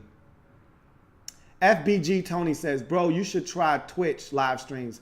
People get hella donations off that joint, bro. I'll have to look into that, man. I have to look into that. I thought Twitch was more for gamers. So I'll look into that for sure. General Grievous says, if Norman and Breland are out, do you think we still have a shot? Yeah, I won't concede anything. I won't be as confident if you tell me neither one of those guys are playing. If you tell me both of them are playing, I'm supremely confident. If you tell me one of them is playing, I'm relatively confident. You tell me neither one of them playing, I'm not confident, but I'm not conceding anything. Okay? Saleha Jones says, who has been the biggest surprise for you thus far this season? I've got 2.5. One is Nick Nasty. Nick Nasty's got to be the biggest standout defensively for us this season. No one saw this one coming, especially me. I can't speak for you guys. I didn't see it coming. 2 would be Matt Illey. Matt Ioannidis is a totally different man this year. He's a man possessed. He's playing outstanding football, and he's helping really collapse that pocket and get to the quarterback. He's playing outstanding football, most improved player on the defensive side of football by far. And my half would be Grizzy. Ryan Grant at receiver. Grizzy is making big plays. I didn't see that coming. I thought he would be an afterthought. They talked him up in camp like they do always. He's the best route runner, and he's got the best hands, yada, yada, yada. Well, we're seeing a little bit of those things come to fruition on the field on Sundays now for the first time in his NFL career. Joke Warrior says, are you concerned about a letdown similar to Monday night game against the Panthers last year or the Giants in the final game of the year? Now, these situations aren't even similar to that. That was a situation where we controlled our own destiny. We just had to win, and we were in, essentially. This is totally different. We are fighting for our lives. Our backs are against the wall. We play some of our best ball when our backs are against the wall. Our backs weren't against the wall last year. If we lost the Panthers game, you know what we said to ourselves? Oh, it's okay. If we win against the Giants next week, we'll still get in. When we got into that Giants game, the Giants don't have anything to play for. We just got to show up and we'll win. We got our ass beat twice. So this game isn't even comparable to those games. This is a hungry Redskins team with everything on the line. We lose this game, drop to 3-3, and the Eagles go to 6-1. You can wave bye-bye to the division as they will have swept us, and there'll be a full 2.5 games up on us in the division. This is a must-win. That's basically what I can say to you. Jonas McConan says, I got no problem with Brees sitting out on Monday Night Football. Q-Bar has been playing very well, but we need Josh. His attitude brings a new dimension to the defense. and his play does as well. So I'm fine with Q-Bar being out there regardless. All right. What Q-Bar's performance against the 49ers has done is instilled confidence in me that if Josh or Bree can't go a week or two, knowing that Q-Bar's out there on the other side, I feel good. I feel good. And I'll take it a step further. If Kendall Fuller has to slide outside to the boundary and play corner, I feel like he can get it done too. What scares me at that point is then you got to put in a young guy and Hosey in the slot. That's what scares me. Or Moreau goes out there. I think Moreau can hold it down. So I'm confident in our corners. I just don't like our depth being eaten up like this. That's all. Our Extreme Archery USA says, McClure in the defense scares me. Although Hosey in the slot does not, I think the kid is underrated. I also think P. is getting better. I think P. is improving as well. I like Hosey. I told you when we drafted him, I said this kid as a 7th round pick is going to make this team. And what did he do? He made this team. I saw the potential in him. And if he gets an opportunity, I think he'll take advantage of it. I like Joshua Hosey a lot. McClure in the game does scare me as well. I'd much rather have DeShazer Everett back from his injury. Hopefully he'll be able to help us this week. But I'm not counting on that either. But I'd much rather have DeShazer Everett back there than Stephon McClure, for sure. Tall Stack says, Monday night is going to be huge. I also love the fact we being disrespected. It makes us more dangerous. I feel the same way. I think nobody's giving us a chance. No one's respecting us. And it's an easy angle to take. Take that and play that against the players and get them riled up for this game and see if we can't go into the link and get one. Hawk says, excited to see how the 2017 version of this team responds when the stakes are high. We came out in week 3 versus the Raiders on a Monday night. It was a little different. It was at home. It wasn't family business. And the Eagles weren't threatening to run away with the division, but that was a huge game because falling to 1-2 with the prospects of a road game at Arrowhead on a Monday night against an undefeated Chiefs team, that didn't seem very plausible. We came out, and the way we performed in that game, I'm looking for a similar performance. Not saying we're going to dominate like we did against the Raiders, but I'm looking for a similar intensity, similar focus from the fellas on Monday night. As Kennedy says, Paulson let go after this week's game. Would you want the Redskins to pick him up? No, because there's not a roster spot for him. I mean, who are you going to sit down? Niles? I mean, we only dress 3 tight ends every week. You're not sitting down Jay Reed. You're not sitting down Vernon, and you're not sitting down Niles. So where's his roster spot? You can't take a roster spot away from somebody else because we need those guys for special teams and depth. As you've seen, we can't carry 4 tight ends on the roster on game day because we got guys falling down in all kinds of positions. You need all the depth you can get, and we don't need an extra tight end, so I don't see Paulson being brought back. MP says, I agree. Nobody but Torian Gray saw Monte Nicholson's value. D. Man, Nasty Nick, Nick Nasty has been outstanding, and Torian Gray has just taken this secondary to heights that we couldn't have imagined after watching this defense last year, and more specifically the secondary, which was so porous last year. You couldn't have known that Torian Gray would make this big of an impact, but he has been just phenomenal. These players are ranting and raving about him, and the play on the field matches everything that they're saying. And he was the one name I consistently heard in camp, in the preseason. Torian Gray. They call Virginia Tech DBU, and he came from Vatech. And I said, well, if it's DBU, show me. And he's done more than show me. He's exceeded my expectations, and I'm loving what we're seeing from him. Matthew123 says, do you think Robert Kelly will play this Monday? In my opinion, he's our best pure running back. I think he will, but I'm not sure. Jay Gruden said in his press conference that they're going to find out more. They're going to try to test him out. He almost played in this game, so that leads me to believe he'll try to give it a go. But even when he's played with injuries in the past, he hasn't lasted the entire game. So I'm not too sure if he's going to be able to play or not. But in any event, let's move on to the bow and go, shall we? Redskins bow and go. So look, the overarching theme of week 6 was we won the game. Wasn't pretty. wasn't as dominant nor decisive as we would have liked it to have been. We put ourselves in a position to blow them out, and we allowed them to scratch and claw their way back into the game. But at the end of the day, we could have been the Falcons. We could have found a way to blow the game and lose at home to a team we had no business losing to. Instead, we found a way to win. We could have been the Raiders, throwing a game away against a team that we should have beat at home, but we didn't, okay? We could have suffered the same fate as the Raiders, the same fate as the Falcons, but we didn't.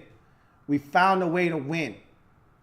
And that win has propelled us to our goal, a huge, massive, monumental family business NFC East showdown versus the Philadelphia Eagles. Let's talk about the go to Week 7, Monday Night Football, Philadelphia Eagles on the road, NFC East family business. If these two teams say they ain't did it, then they ain't did it. But if they did, well, that's NFC East family business. Let's talk about this game. And you saw the graphic, the thumbnail that I put together for this game, and it's simple. Number one, and I put checklist for the game. Number one, get revenge. We owe these bastards. They came into our house and took something sacred from us. A win. That's at home. You cannot lose in the division at home. That's sacred. You got to represent at the crib in hell, period. I don't give a damn who the opponent is. W's at the crib are sacred. Somebody comes into your house and steals and takes and rapes and pillages a W from you, and you get an opportunity to get it back. We need revenge.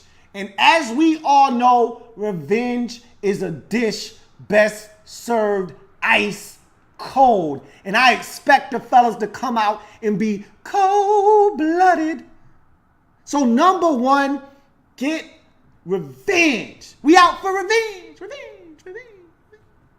Number two, get Carson Wentz's ass. He single-handedly beat us last game.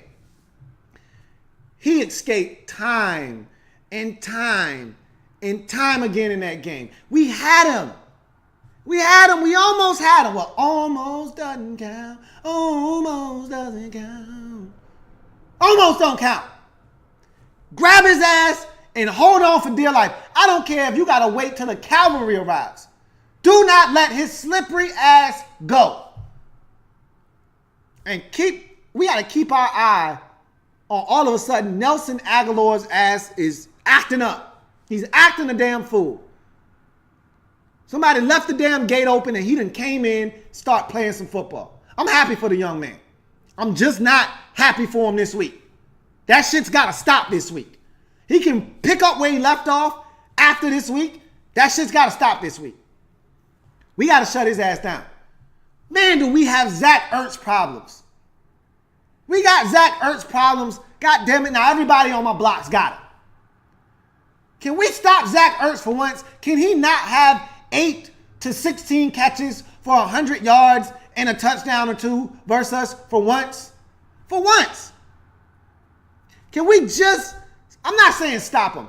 That's the wrong term to use because we're not going to stop Zach Ertz. We have a Zach Ertz problem. Can we just slow the man down? That's it. I'm not asking to stop him. I just want to slow the man down. Maybe 4 or 5 catches for Zach Ertz. And maybe not 87 yards and a touchdown. Maybe 5 catches for 47 yards and no touchdown. I'll take that. But damn, can we stop Zach Ertz from 9 catches for 113 yards and a touchdown? Can we not have that happen this time? That'd be nice. Real nice. I don't think they're going to run the football on us. I just don't. I don't have confidence in the Eagles' run game. I just don't. Eagles fans, they like their run game. That's fine. They can like their run game. I'm not impressed. Just like our run game, I'm not impressed with their run game. Our run game stinks. So does theirs. To me. And I think we're going to shut their run game down. I'm not impressed with their run. What scares me is their passing attack. What scares me is Carson Wentz. What scares me is Nelson Aguilar. What scares me is Zach Ertz. Alshon Jeffrey, we can shut his ass down. He's slow. He's big. We got corners for that. I'm not worried about him. I'm not worried about anybody else but Aguilar and Ertz. Those are the two guys that scare me. And Wentz pulling the trigger. Those are the guys that worry me from a defensive standpoint. I look at that team and I say, if we can slow down Ertz and just make sure that Aguilar didn't have an explosive play against him, he's going to catch a couple passes because that's what he does. I'm not afraid of Torrey Smith, but he did run by our ass last game twice. But I'm not afraid of him either. We got speed. We can match speed with speed. I'm not afraid of him either. He's a one-trick pony. Again, I said it in week 1. I'm going to say it again. Don't let that one trick get us. You know what the man's about? All they're looking to do with Torrey Smith is hit a big play. Don't let him hurt you. Don't let him do it. We got to get to Carson Wentz. We got to him in week 1. We just didn't get him down in week 1. I'm not going to lie to you. The pressure hasn't been that great of late. Now, before the bye week against the Chiefs, I thought the pressure was good. I thought we got good, adequate pressure on Alex Smith. We sacked him 4 times. We flushed him out of the pocket another 3 or 4 times. Problem was we let him run all over the goddamn place, including the game-winning drive in which he scrambled to the right and fired the football to Albert Wilson and set him up for a field goal to beat us. Got to contain. Ryan Kerrigan, P. Boogie, I'm talking to y'all. Got to contain. Don't go crashing inside and giving up outside contain and allowing Wentz to extend the play and then throw it down the field. Because when things break down and guys get outside the pocket, that's when big plays happen. Keep his narrow, high-cut ass in the pocket where he belongs. His address is right under the ass of Kelsey. You know the address, keep him there. So when we knock on the door and they open the door, he answers the door, we hit his ass and drop him on the floor. But if you let him get out the door, you let him escape out the back door, guess who he saw? Torrey Smith, Nelson Aguilar, down the field, Alshon Jeffrey. Never, ever trust a man with 2 first names. I don't trust him. We're watching his ass. Wentz is the key to everything that they do. Cut off the head, the body will die. You allow that man to thrive in this game, we're Dunsky. Got to get to Wentz. We're going to stop the run. I'm confident of that. If we don't stop the run, I'll be the first to come back and tell you on Monday Night Football overtime that we didn't stop the run and they killed us on the ground. I don't see it happening. If they beat us, it'll be because Carson Wentz beat us.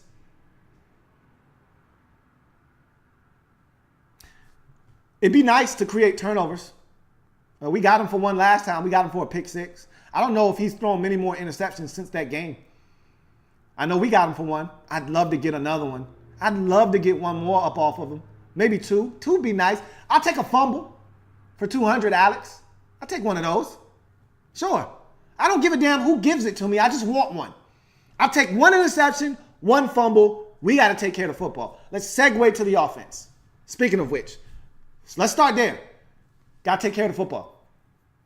The last time we were on the road on a Monday night, we wet the bed penalty-wise. Got to be disciplined, man. Can't have the penalties. Can't have the offsides. Can't have the illegal contacts, illegal hands to the face. Offense can't false start.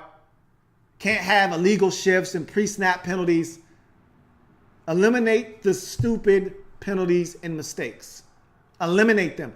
This is a game where you got to be damn near perfect. You want to go into Philly and beat a hot 5-1 team playing some of the best football in all of the NFC conference, not just the NFC East, the entire conference. You want to beat these boys, you're going to have to damn near be perfect. They're not going to give us anything. We want our dub back that they stole from us. We're going to have to go and take it. And the way to do that, smart football on the offensive side of the football. No turnovers. No penalties. Limit the penalties. Limit the boneheaded mistakes. Can't have defensive breakdowns. Can't have offensive meltdowns. Guys got to run proper depth routes. Guys got to catch the damn football. We got to convert on third downs. Opportunity comes our way, we cannot miss. We got to block them up front. That's a good Eagles defensive front we're going against. It's a damn good defensive front. I watched them systematically take apart that Carolina Panthers offensive line. Their offensive line ain't our offensive line.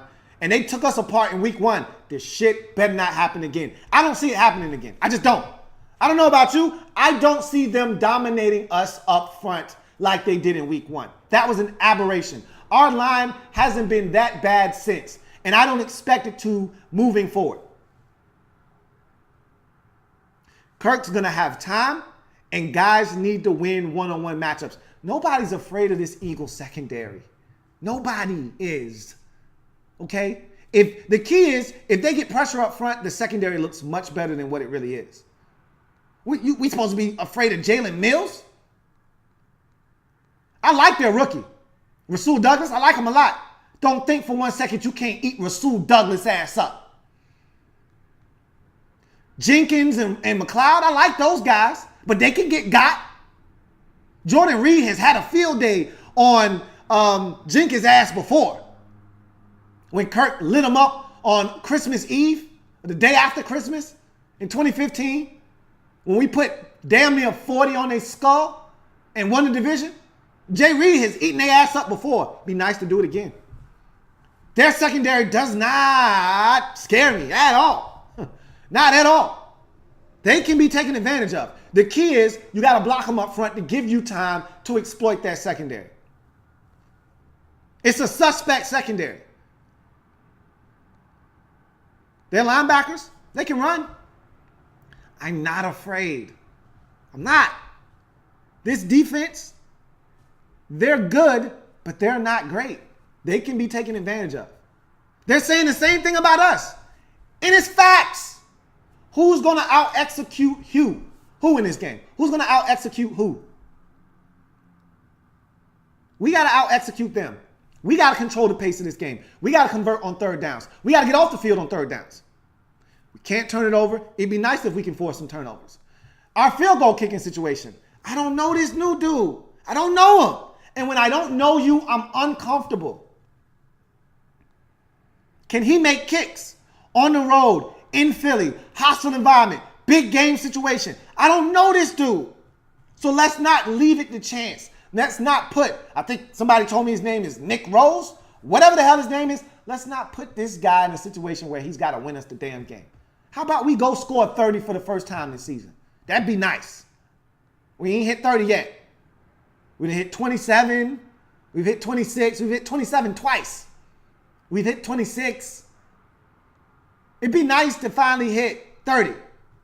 It's the perfect week to do it. Why not? I don't see us doing it, but why not? I'm down if you down. Look, I said all of that to say this. It's a damn good Eagles football team. They didn't get 5-1 by accident, okay? They didn't luck up and get to 5-1. Carson Wentz is playing outstanding football. The supporting cast, they're making plays. Zach Ertz, Nelson Aguilar, Torrey Smith, Alshon Jeffery, they're making plays. They're running the football in timely situations. Their run game doesn't scare me, but they're running the football in timely situations. LeGarrette Blount is due for a fumble. He was fumbling his ass off in the preseason. The man is long overdue. Perfect time. Perfect time for that man to cough one up. I couldn't think of a better time for him to put one on the carpet and we get our sticky ass fingers on one. Perfect timing. I'm calling it. He's gonna fumble. Can we take advantage and recover? He's putting one on the carpet in this game. He's due for one. Long overdue. This is a winnable football game. And I've told you this many a times. The one team in the division that doesn't scare me. Never has, never will, even though Carson Wentz is nightmare worthy. I will say that. He looks like the new quarterback that you don't want to face for the next decade in this division. That being said, the one team that has never scared me and never will, the Philadelphia Eagles. Even when we're not good, we've never had a problem going into Philadelphia and winning. They came and they stole one from us. It's time we go and get what's rightfully ours. That takes me to our final outcome. It's the final outcome. Whoa, yeah.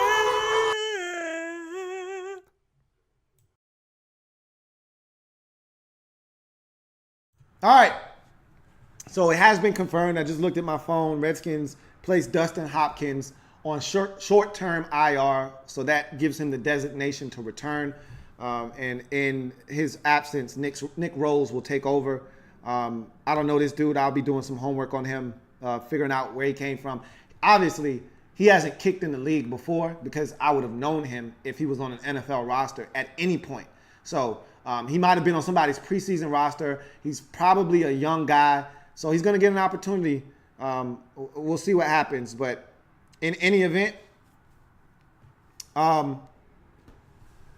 let's get down to the nitty-gritty, shall we? And before I reveal my result for this game, let's get to some comments because we're about to wrap this thing up. So, let's see. Matthew123 says, do you think, okay, I already read that one. FBG Tony says, we lose this game, we are screwed. So with that being said, we are going to give everything we got. Gonna go Super Saiyan on these fools and put an end to the win streak. Hashtag F the birds. We gotta have it. Backs up against the wall. It's an early season game, and it has the feel of a Code Red type game, but it's not that dire. It's not like Tampa in 2015. It's not like Giants week 3 last season when we were 0-2 and had to have it. It's not one of those type of games. This feels a lot less like the Rams game in week 2 this year, and a lot more like the Raiders game. Like, we really need to get this because if we don't, ... FBG Tony says, we on your future shit. Mask on, F it, mask off. I'm ready. Let's go in, take what we got to get, and get out. I'm not looking to make friends. You know, I'm not looking to be cordial. I'm looking to go in, get what I got to get, and get the hell on out of there. Yeah. Cloud says, man, Ertz is about to eat, bro. You might be right. We don't have any answer for Zach Ertz. We just don't. Never have, and to this point, still don't. So I'm nervous about Zach Ertz. I'd be lying to you if I said I wasn't. FBG Tony says, let him get his 100 yards. I'd rather Zach get 100 than everyone else is strapped than everybody else going to F off and making plays. I get that. But if Zach goes off and he's got 2 touchdowns in those 100 yards, that's not a good thing for us, Tony. That's not a good look for us. So I'm not trying to stop Zach. I just want to slow him down. That's it. Marcus Purnell says, yes. Hashtag yes. Gotta keep contained. Where the heck is Ryan Anderson? He should be teaching discipline to P. Boogie and Kerrigan. That's one dude that stays at home. These guys got to stay at home in this game, man. They cannot afford to let Wentz out-leverage them and get outside the pocket, because if he does, and Wentz is one of the rare quarterbacks in this league that can hit you 40 yards down the field, rolling to his right or throwing across his body to his left. If you remember the Nelson Aguilar touchdown, that was out to his left, stop, turn, plant, pivot, and launch it 50 yards down the field to Aguilar, who jukes a guy and sheds DJ Swearinger and scores a touchdown. We got to keep this man in the pocket on both sides of the field, not just to his right like Alex Smith. HTTR Chris 27 says, I think a big difference between this game and week 1 is the emergence of Nicholson at safety. Everett wasn't bad, but doesn't have the range of Monte. I agree. Nick Nasty is a huge difference maker. If we can keep him healthy, I think he's going to make a difference in this game as well. Cloud says, don't sleep on our D-line. Nobody sleep. We wide awake on your D-line. We are wide awake. The alarm went off in week 1. You woke our ass up then. We might have been asleep then. We got a rude awakening in week 1. We know what's coming. We are prepared for what's coming. No one's sleeping on your D-line. Trust me. And with that said, let's wrap this thing up by getting to the final outcome. So, I don't know who's playing right now. I don't know if Vitamin B is going to be able to give it a go. It sounds like he is, but we can't be sure. I don't know what J-No has in store for us, if he's going to be able to give it a go or not. I'm not counting on J-No. I'd love to have Vitamin B out there. What percentage will he be out there at if he plays? I have nothing but the utmost confidence in Q-Bar if he has to go out there and play anyway. So is Nick Nasty available? Is the rookie Fab Moreau ready to go in this game? He's got a tight hammy. Those are big questions that are looming. If the secondary is healthy and ready to fire on all cylinders, I'm as confident can be. If you tell me that one of our starting corners isn't going to be there, I'm still confident. If you tell me neither one of my starting corners in Vitamin B or J-No going to be in the lineup, I'm a little nervous. I'm not going to lie to you. But if you give me one of those dudes and you tell me he's going to play the entire game, give me my Redskins on the road to take back what's rightfully ours. A dub against the Eagles. We own those boys. They stole something from us in week 1. Time to get back what's rightfully ours. We go in, and it's going to be close, tightly contested, but we got to have it. We got to have it, always need it. And I expect us to find a way to get it done in this game. Redskins go into the link and upset the hot Philadelphia Eagles. 26. Really, I think it's going to be 27, but I'll play it safe. Just because as Redskins fans, we never get to relax. Always got to be on the verge of losing a game. 27 would be too much like right, because that would imply that at least we got overtime if they got to kick a field goal. Nah, we got to be teetering on the verge of losing the damn game. But in any event, we're going to find a way to win this game. Get back in this divisional race at 4-2. Drag the Eagles down to 5-2, and we're going to make a run at that thing. What y'all say? Redskin fans, stand up. Monday Night Football. Doesn't get much bigger than this. Bart Scott. Can't wait. I cannot wait for this game. It's going to be so much fun. I'm going to be so nervous at the beginning, but after those nerves wear off, I'm going to be amped. I am a Redskins fan, etched in burgundy and gold. My Redskins spirit will never die. Redskins spirit will never, ever fold until we meet again. Hail to our beloved Washington Redskins. This is a big one. We got to have it, or else the Eagles are running away with this division. They're running and they're running and they're running away with this division if we don't go get them. We got to reel their ass in. Somebody done lied and told those boys this was their division to run away with. We got to go ahead, cast out that line, that reel, and reel their ass in. And the way to do that is with a win on Monday night in their building. You know how it goes. Before I say it, for those Redskins fans out there, if you can, donate to the Louie T Network via Patreon or PayPal. The links are in the discussion down below. But as I always say to the fellas before I go get them, fellas. Bring back the dub. They stole it from us. Go take what's rightfully ours. I'll see y'all, whether win, lose, draw, hook, crook, whatever. I'll be there. Monday Night Football overtime. I'll see y'all then. Have a good one.